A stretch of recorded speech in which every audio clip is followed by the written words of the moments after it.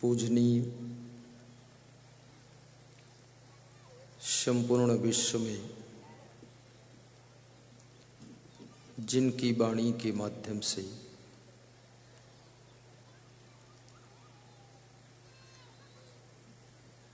संसार के लोग अंधविश्वास आडंबर से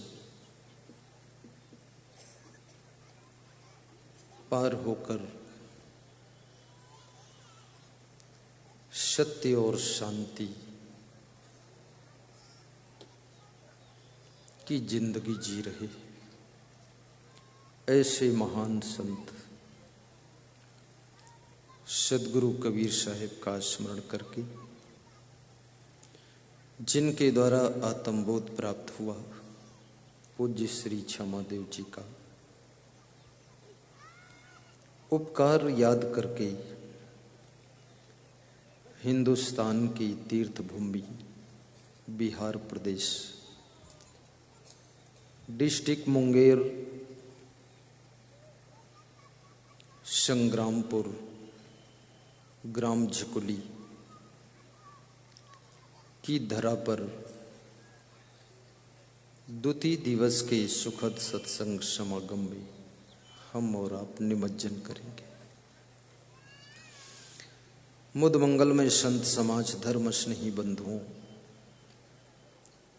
घर घर की शोभा बढ़ाने वाली माताओं बहनों तथा प्रिय आत्मन बच्चों, आज आपके बीच में हम 3 प्रश्न रखेंगे।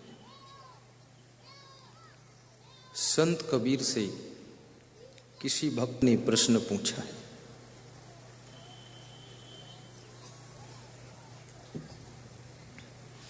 कि दुनिया में 4 फल कौन कौन है और चारों में सबसे कठिन फल कौन है, और उन चारों फलों की प्राप्ति कैसे होती है, और सहज रूप से कौन कौन फल प्राप्त हो जाते हैं, और किस फल में रस ज्यादा है, ऐसा पूछा गया।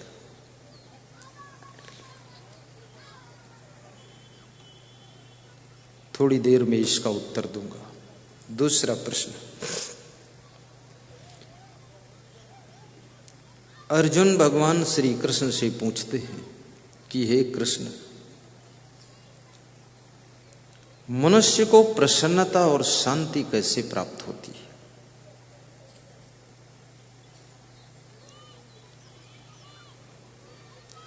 तो कृष्ण कहते हैं, जिसके पास में ज्ञान होता है उसको प्रसन्नता और शांति की प्राप्ति होती है। तो अर्जुन ने पुनः प्रश्न पूछा कि जिनको ज्ञान होता है उन ज्ञानियों की पहचान क्या होती है?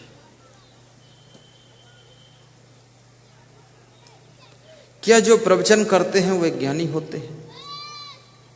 कृष्ण कहते हैं, नहीं अर्जुन, वो ज्ञानी नहीं होते, वो उनका अभ्यास होता है, उनकी स्मरण शक्ति का खेल होता है। तो क्या जो आंख बंद करके ध्यान में बैठे रहते वो ज्ञानी होते? नहीं कृष्ण, वो उनकी इच्छा है आंख बंद करने की, इसलिए वो ध्यान में बैठ जाते हैं, उससे ज्ञान का कोई संबंध नहीं है। तो क्या जो लोग बहुत धनवान होते वे ज्ञानी होते? नहीं कृष्ण, परिश्रम और प्रारब्ध से लोग धनवान हुआ करते हैं परंतु ज्ञानी नहीं। तो क्या जो लोग बातें बहुत अच्छी कर लेते हैं, तर्क वितर्क कर लेते हैं, शास्त्रार्थ कर लेते हैं, वे ज्ञानी होते हैं? नहीं कृष्ण, वो उनकी आदत होती है, वो बात करते रहते हैं, ज्ञान का संबंध उससे भी नहीं है।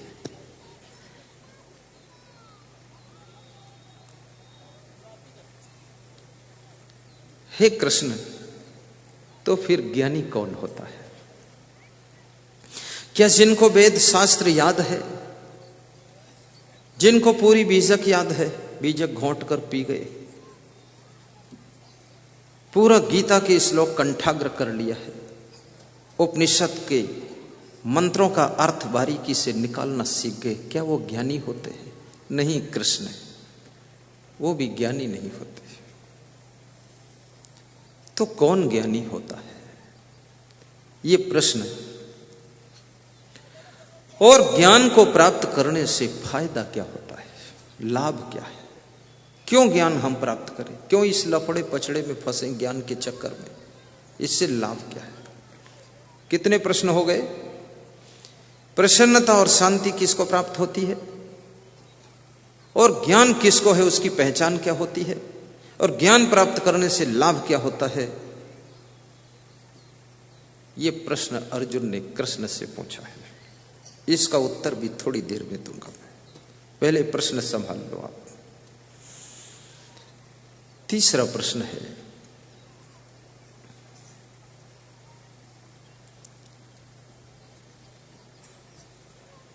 संसार में वे कौन से लोग हैं जिनके घर में बहुत गरीबी है, पति पत्नी में बहुत धक्का मुक्का है, सासू बहू में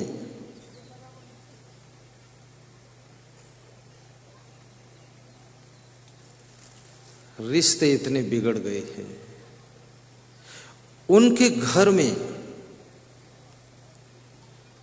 लक्ष्मी कैसे आ सकती है, उनके घर में अमीरी कैसे आ सकती है, उनके घर की बिगड़ी हुई व्यवस्था तहस नहस सिस्टम कैसे सुधर सकता है, उसका क्या उपाय है, ऐसा महात्मा विदुर से पूछा गया। वो कौन सा उपाय है कि जो उनके घर का दुख दरिद्र दूर हो जाए और उनके घर में अमीरी, धन दौलत, संपत्ति और शांति आ जाए। 3 प्रश्न हो गए आपके बीच में, नहीं हुए, हो गए ना। तीसरा प्रश्न क्या है, महात्मा विदुर से पूछा गया है। महाराजा धीराज धृतराष्ट्र पूछ रहे हैं। धृतराष्ट्र आंखों से अंधे हैं और विदुर के पास में आंखें भी हैं और ज्ञान की आंखें भी हैं। चर्म नेत्रों से अंधा व्यक्ति वास्तव में पूर्ण अंधा नहीं होता है। जिसके ज्ञान नेत्र भी नहीं खुले हैं वो पूर्ण अंधा माना जाता है, और ज्ञान नेत्र जिसके नहीं खुले हैं वो जितना भटक सकता है, जितनी गलतियां कर सकता है, उतना तो आंखों से अंधा व्यक्ति भी नहीं कर सकता है।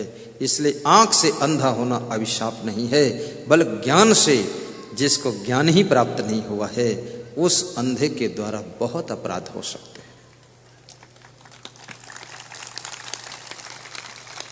और महाराजा धीराज धृतराष्ट्र के लिए तो दोनों बातें हैं, आंखों से भी अंधे हैं और ज्ञान के नेत्र भी नहीं खोले हैं। विदुर कितने किस्मत वाले हैं, चर्म नेत्र भी हैं और ज्ञान नेत्र भी है। लेकिन महाराजा धीराज धृतराष्ट्र की महानता है कि अपने छोटे भाई विदुर से भी प्रश्न पूछ करके ज्ञान के उत्तर श्रवण करने की भूख है। जिनकी उम्र बड़ी होती है, जिनके रिश्ते बड़े होते हैं, जो धन में बड़े होते हैं, जो बड़े पद पर बैठे होते हैं, वही लोग छोटों की बात को सुन सकें, ऐसा भी बहुत कठिन कार्य होता है।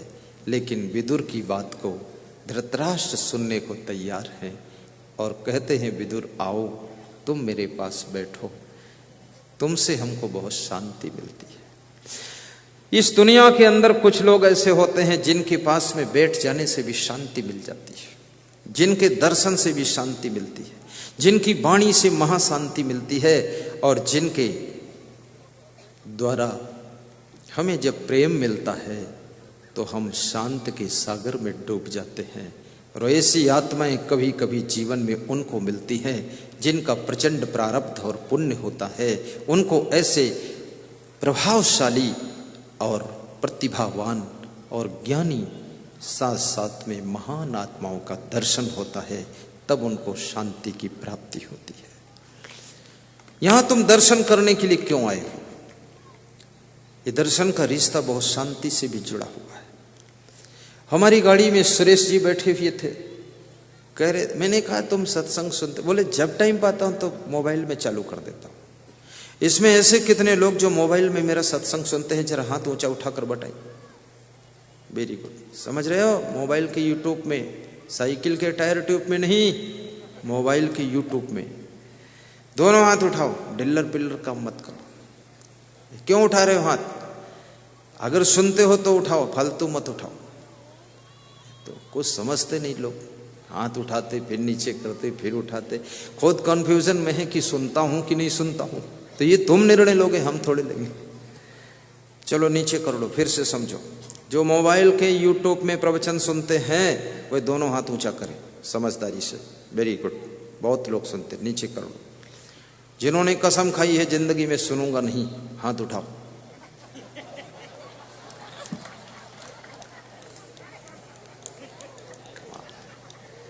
कम से कम 70 महिलाओं ने हाथ उठाया है। कसम खा लिया इन्होंने कि तुम विदा हो जाओ, तुमको दोबारा सुनना ही नहीं है।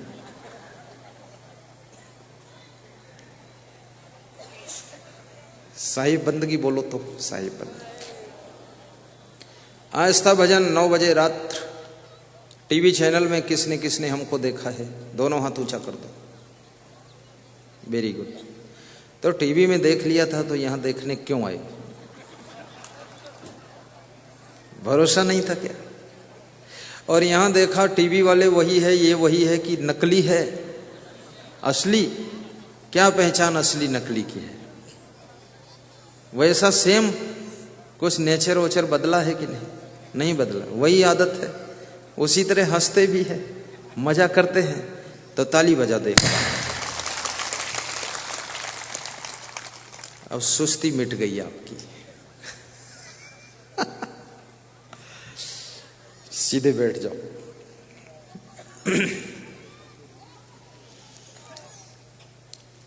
ज्ञान का रिश्ता उम्र से नहीं होता है। ज्ञान का रिश्ता नए और पुराने से भी नहीं होता है। और ज्ञान का रिश्ता कपड़ों के रंग से भी नहीं होता है, कपड़ों के ढंग से भी नहीं होता है। ज्ञान का रिश्ता प्रदेश, जिला और देश के डिफरेंस से भी नहीं होता है। ज्ञान का रिश्ता आपके सीधे सीधे रहनी गहनी और आचरण से होता है। ज्ञान बाहर से अंदर प्रवेश नहीं करता है। याद रखना, ज्ञान अंदर से बाहर प्रकट होता है। जब आपका अंतःकरण शुद्ध हो जाता है, वहां से ज्ञान की गंगा प्रवाहित होती है और बाहर के लोग जिसमें स्नान करके धन्य हो जाते हैं।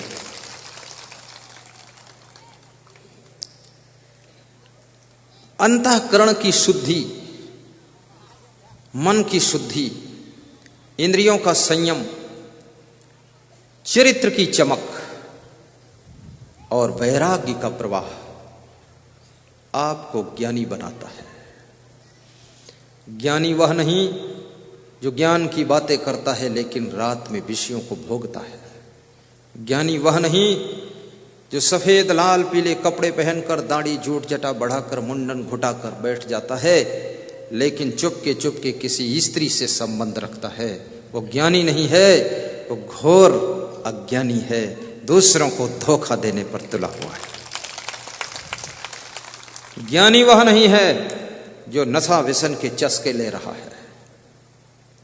ज्ञानी वह होता है जिसके पास में अब केवल और केवल वैराग्य का नशा है, भक्ति का नशा है, ज्ञान का नशा है और जिसके मुखमंडल पर हमेशा प्रसन्नता है। विकट से विकट समस्या जिसको 5 मिनट से ज्यादा प्रभावित नहीं कर सकती है, 5 मिनट में उस समस्या के समुद्र से निकलकर बाहर हो जाता है। ये उसके ज्ञान की शक्ति ही उसको बाहर करती है। अन्यथा छोटी छोटी समस्याओं में बड़े बड़े धुरंधर भी जूझ करके धराशायी हो जाते हैं।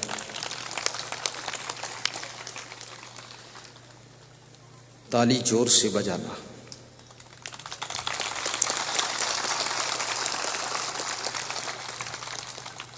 अभी नहीं, आगे जब प्रवचन शुरू करेंगे तब। अभी तो कह रहा हूं, ताली में जान हो, बिहार की अलग पहचान हो और मुंगेर की निराली शान हो, और यहाँ का बच्चा बच्चा महान हो, और हर बेटी के अंदर राधा का नाम निशान हो। आज स्कूल की बेटियां भी आई हुई है, उन शिक्षक और शिक्षिकाओं को व्यास का दी धन्यवाद दे रही है। विद्या प्राप्त करने वाली बेटी और बेटे, उनको भी हम शुभकामना करते हैं। धैर्य के साथ बैठना, जिंदगी को छूने वाली बहुत सारी बातों को फार्मूले के रूप में श्रवण करना। सीधे बैठो, ध्यान एकाग्र। तो सर्वप्रथम मैं विदुर जी से ही प्रारंभ कर देता हूं। कबीर साहब को बाद को ले लेता हूं, क्योंकि कबीर साहब संतोषी संत हैं। बाद को नंबर लगाऊंगा तो भी नाराज नहीं होंगे, लेकिन विदुर का क्या भरोसा, विदुर राजी हो जाए, विदुरणी आ जाए तो क्या करेंगे हम। विदुर कहते हैं, धृतराष्ट्र तुम मेरे ज्येष्ठ भ्राता हो, अपने मान मर्यादा का ख्याल रखना। तुम्हारे ऊपर कौरव पांडव सभी की दृष्टि टिकी हुई है। तुम ऐसी कुर्सी पर बैठे हो जहां से सबको न्याय की आस लगी हुई है। न्यायाधीश की कुर्सी पर बैठने वाले लोग कृपया प्रखर बुद्धि के साथ में लोभ लालच से ऊपर उठ करके सताए जाने लोगों को न्याय की गिफ्ट दीजिए। आस लेकर बेचारे बैठते हैं, कोर्ट से हमको न्याय मिल जाएगा। धृतराष्ट्र वह व्यक्तित्व है जो मोह में डूबा हुआ है, और मोह में डूबा हुआ व्यक्ति कभी न्याय नहीं करता है। लोभ में फंसा हुआ व्यक्ति कभी नीति के पथ पर नहीं चलता है, और क्रोधी स्वभाव का व्यक्ति कभी प्रेम को निभा नहीं सकता है, और कामी व्यक्ति कभी भी त्याग वैराग्य के अमृत के घूंटों को पी नहीं सकता है, और अभिमानी व्यक्ति, याद रखना, किसी के चरण छू करके आशीर्वाद प्राप्त करने का सौभाग्य नहीं पा सकता है। सदगुरु कबीर साहब ने तो यहां तक कहा है, कामी क्रोधी लालची इनसे भक्ति न होए। भक्ति करे कोई सूरमा जाति वर्ण कुल खोए। मीराबाई राजघराने की थी और उनका गुरु रैदास। मीराबाई ने ज्ञान के नेत्रों से देखा कि गुरु से हमें कोई सांसारिक रिश्ता नहीं जोड़ना है, गुरु से हमें ज्ञान प्राप्त करना है। और याद रखना, गुरु को गुरु की दृष्टि से ही देखना चाहिए। जो जैसा है, जो है, उसको वही रूप में देखना चाहिए। अपने बहू को बहू के रूप में देखो, बेटी के रूप में नहीं। कितनी सासुओं को कहते सुना कि हम तो अपनी बहू को बेटी समान रखते हैं। बहुत बड़ी गलती तुम कर रही हो। कोई कहे हम सांप को रस्सी के समान रखते हैं, बहुत बड़ी गलती। कभी काट सकता है वो सांप, तो रस्सी थोड़े कैसे हो सकता है। ये बहू है, कभी भी तुमको कोर्ट में ले जा सकती है। इसलिए बहू को बहू जैसे रखो। सासू को मां मत समझो। मां मां है, सासू सासू है। भैंस भैंस है, गाय गाय है। साइकिल साइकिल है, एरोप्लेन एरोप्लेन है। तुम कहो हम साइकिल को एरोप्लेन जैसे समझते हैं, उड़ेगी थोड़े वो साइकिलों पर। सासू से सावधान रहो। मां तुम्हारी 1000 गलतियों को क्षमा कर सकती है और 2 थप्पड़ मार करके तुमको गले लगा सकती है, लेकिन जिस दिन सासू तुम्हारे 1 थप्पड़ लगा देगी, उसी दिन तुम न जाने कितना तांडव पैदा कर दोगी। इसलिए सासू थप्पड़ बहू को लगाती नहीं है, डरती रहती है। भले वो कहती है मेरी बेटी है, लेकिन जानती है कि बेटी है, सवेरे 8 बजे तक लेटी है। किस मॉडल की बेटी है?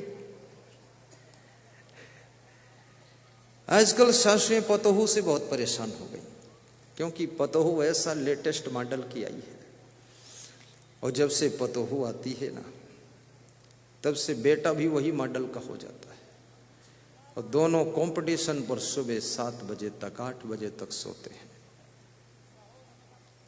सास ससुर झांकते हैं कि उठ गए कि नहीं उठे, देखते हैं तो लगता है कि नाग नागिन सो रहे हैं, जो जगाएगा उसी को डस लेंगे, इसलिए कोई छेड़ता नहीं है। बहू उस नारी का नाम है जो अपनी सासू से 5 मिनट पहले उठ जाए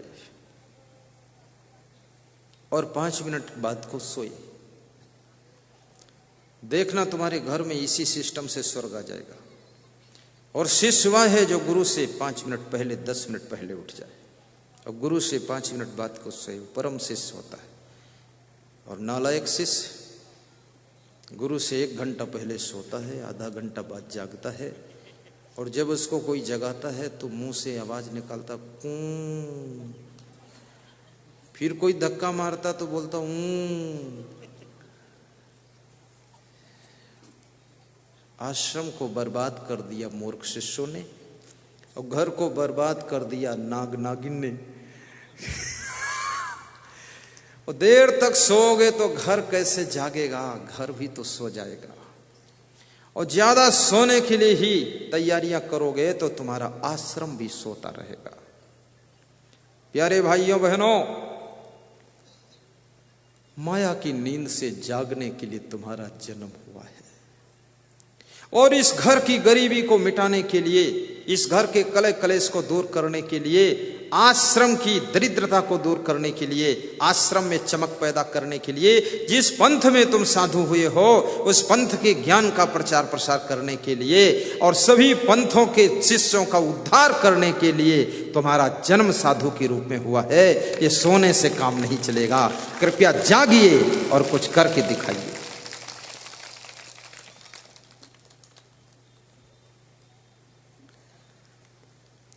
और जीवन हैबिचुअल लाइफ होता है।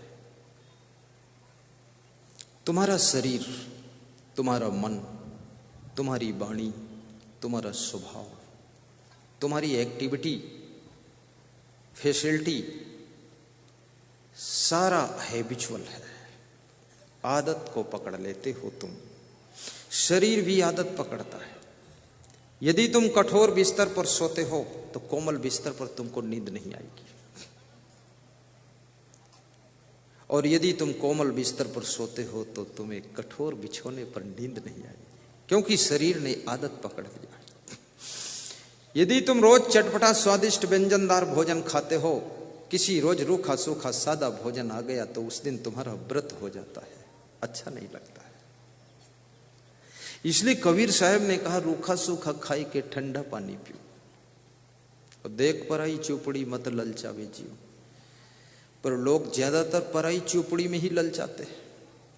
बड़े चटोरे लोग हैं, लबरा लोग हैं, लालची लोग हैं।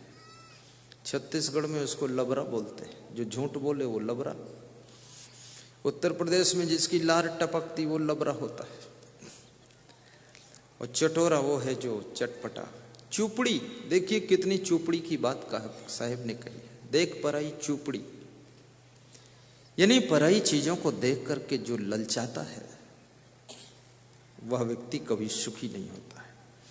पराई स्त्री को देखकर ललचाना, पराई गाड़ी को देखकर ललचाना, पराई साड़ी को देखकर ललचा जाना, और पराई हवेली को देखकर ललचा जाना, और पराई दौलत को देखकर ललचा जाना, पराये पुरुष को देखकर ललचा जाना, ये तुम्हारी जिंदगी को दुख के कुएं में ढकेलने वाली आदत है। इसलिए कृपया जो तुम्हारे पास है उसका आनंद लीजिए, और जो नहीं है उसमें संतोष भी कीजिए, और जरूरत है तो पाने का प्रयास कीजिए, और प्रयास से नहीं मिलता है तो त्याग कीजिए, और अपनी जिंदगी को दुख में मत डालिए।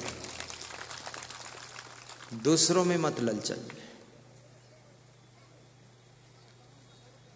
दूसरे की स्त्री में भी ललचाने वाले लोगों के घर में महाभारत शुरू हो जाता है, और दूसरे की स्त्री में भी कोई कुछ खास चीज नहीं है।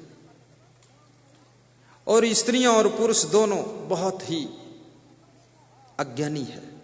पुरुष भी अपनी पत्नी से जब बात करेगा तो गुस्सा में बात करेगा, जकाझोरी करेगा, अरे हट तू कहां बोल रही बीच में। और दूसरे की स्त्री से बात करेगा तो ऐसे मुस्कुरा कर बोलेगा, लगेगा अयोध्या की राम आ गए हैं। क्या बात है। और लेडीजों को भी देखा जाता अपने पति से बात करेंगी तो थोड़ा सा दिमाग गर्म रहेगा, और दूसरे पुरुषों से बात करेंगी तो ऐसे मुस्कुरा कर बात करेंगी, लगता है कि बरसाना की राधा खड़ी है। ये क्या कर रही हो तुम? बवाल मत बनाओ। कुछ नहीं है, कुछ नहीं है, कुछ नहीं है, ना किसी पुरुष में कुछ है, ना किसी स्त्री में कुछ है। इन भोगों में अगर सुख होता तो राजा भर्तृ भोगों को छोड़कर साधु नहीं बनते, महात्मा बुद्ध भोगों को छोड़कर साधु नहीं बनते। और याद रखना, हम लोग भी इस कैटेगरी को छोड़कर संत नहीं बनते। भोगों में कुछ भी नहीं है, केवल एक मनुष्य की विडंबना है, मानंदी है, और उसमें फंस जाता है। लेकिन तुम पूर्ण त्याग से नहीं रह सकते हो, पर इतना जरूर है, एक पत्नी व्रत का तो पालन कर सकते हो। एक पति व्रत का पालन करो, और पति पत्नी कभी कभी एक सप्ताह तक ब्रह्मचर्य व्रत का भी पालन करो। क्रीम पाउडर और लिपस्टिक लगाने से चेहरे की सुंदरता नहीं स्थायी रूप से बढ़ सकती है, लेकिन थोड़ा ब्रह्मचर्य व्रत का पालन करने से जो आपके मुखमंडल पर और हाथों की अंगुलियों पर चमक आ सकती है, वो परमानेंट चमक होती है। उसमें क्रीम पाउडर की जरूरत नहीं पड़ती है। वो 70 साल की उम्र में भी तुम्हारा चेहरा लाइट देता रहता है। थोड़ा अपने तेज को संभालिए, जिससे कि आप तेजस्वी भी बन सको। और बाल अवस्था से ही संभल जाइए। बाल अवस्था विद्या अध्ययन की अवस्था है। और कहते हैं जिस मकान की नींव कमजोर है, उस मकान की दीवारें अपना वजन उस नींव पर कैसे टिका सकेंगी, और जिसकी दीवारें भी कमजोर हैं, उसके ऊपर छत कैसे रुक सकेगी। और जहां छत नहीं रुक सकती, दीवार नहीं टिक सकती, उसके अंदर रहने वाले सुरक्षित कैसे हो सकते हैं। इसलिए बचपन तुम्हारी जिंदगी की नींव है। शिक्षा की ईंटों के द्वारा, संस्कार के सीमेंट के द्वारा, और कोई सदगुरु राजगीर कारीगर के द्वारा अपनी जिंदगी की बाल अवस्था की नींव को मजबूत कीजिए।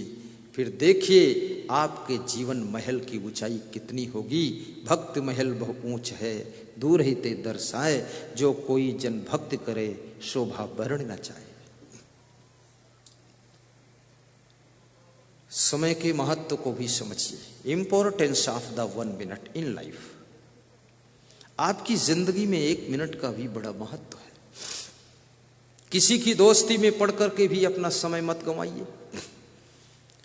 दुश्मन जितना तुम्हारी जिंदगी को बर्बाद नहीं कर सकता है, उससे कहीं 10 गुना ज्यादा तुम्हारी दोस्ती तुम्हारी जिंदगी को बर्बादी की ओर ले जाती है। वहां समय बहुत बर्बाद होता है। बैठ करके दोस्तों के साथ तुम गप्पा मारते रहते हो, सहेलियों के साथ में गप सप लप करती रहती हो। कुछ नहीं, कुछ नहीं, कोई नहीं, कोई नहीं। अपनी कलाओं को विकसित करो, अपनी प्रतिभा में चमक लाइए, अपनी योग्यता को बढ़ाइए।